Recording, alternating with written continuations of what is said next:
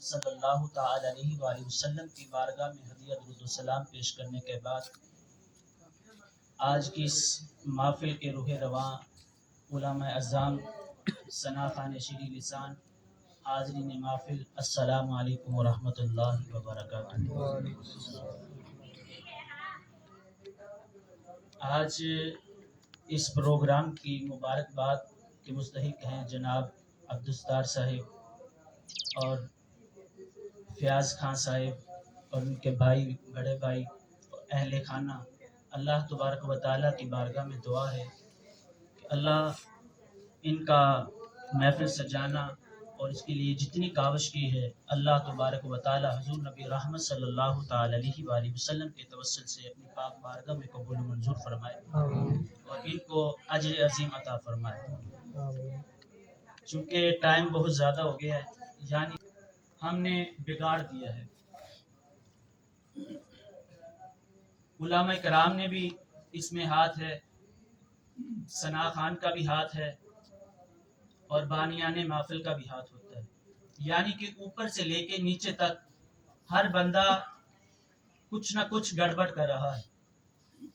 اور اگر کوئی پہلی دفعہ محفل کرواتا ہے تو اس میں بھی ہماری اٹینشن ایسی ہوتی ہے کہ ہم اپنے پروٹوکول اور دیگر معاملات میں لگے ہوتے ہیں، اور جن احباب کو پتہ ہوتا ہے وہ ان کی کہنے کے آگے تربیت نہیں کرتے۔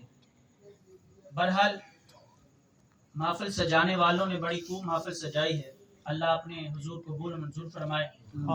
اللہ تبارک و تعالی جل جلالہ و عما نوالہ و تم برہانہ و ضم شانہ، آپ نے ارشاد فرمایا وَإِنَّكَ لَعَلَىٰ خُلُقٍ عَظِيمٍ۔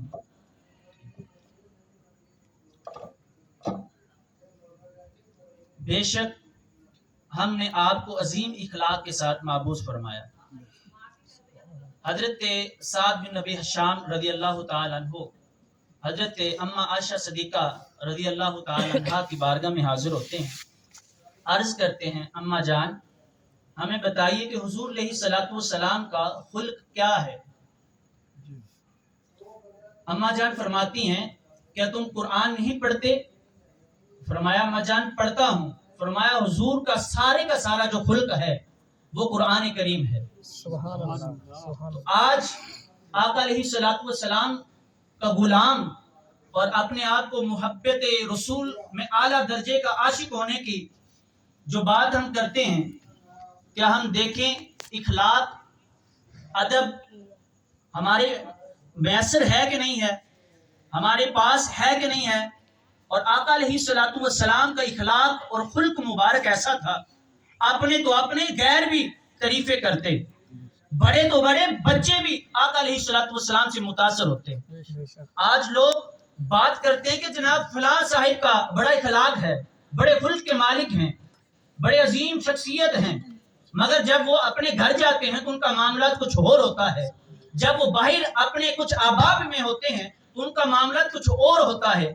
اس کی مثال اس طرح لگا لیجئے کہ کوئی صاحب ہے، یعنی کہ کوئی چودھری صاحب ہے، اس کے پاس اس کے لیول کے بندے آتے ہیں تو وہ ان کے ساتھ بڑے اخلاق کے ساتھ پیش آتا ہے۔ جب اس کے پاس کوئی غریب آ جاتا ہے، جب اس کے پاس کوئی اور بندہ آ جاتا ہے تو اس کا اخلاق جو ہوتا ہے پھر بھی دیکھنے والا ہوتا ہے کہ اب اس کا اخلاق کیسا ہے۔ تو میرے آقا صلی اللہ تعالی علیہ وسلم کی بارگاہ میں اپنا آتا، غیر آتا، چھوٹا آتا یا بڑا آتا، آقا صلی اللہ تعالی علیہ وسلم سے متاثر ہوئے بغیر نہ رہے۔